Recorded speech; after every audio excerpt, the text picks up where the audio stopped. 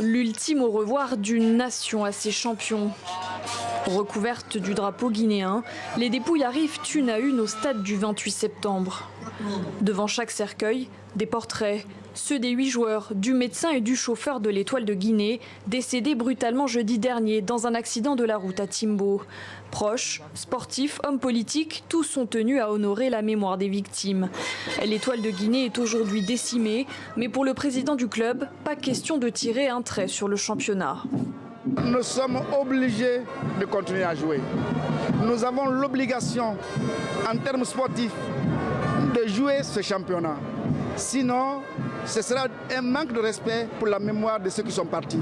Ils se sont battus pour cela, ils ont joué pour ça, ils ont pris les risques, ils en sont morts. Au moment du drame, l'équipe de 2e division faisait route en direction de Cancan dans l'est du pays pour y jouer son premier match de la saison.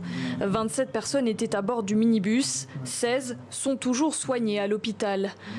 Les familles des victimes, inconsolables, dénoncent les conditions de voyage des joueurs ainsi que l'état des routes du pays.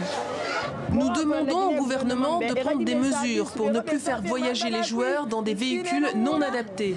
Nous demandons aussi au gouvernement de prendre soin des malades rescapés de l'accident. Ils sont hospitalisés dans un état vraiment critique. Le gouvernement guinéen a promis de prendre en charge leurs soins médicaux et de soutenir financièrement les familles endeuillées. À l'issue de la cérémonie d'hommage, les 10 dépouilles ont été inhumées au cimetière de Boulbinet, à Conakry.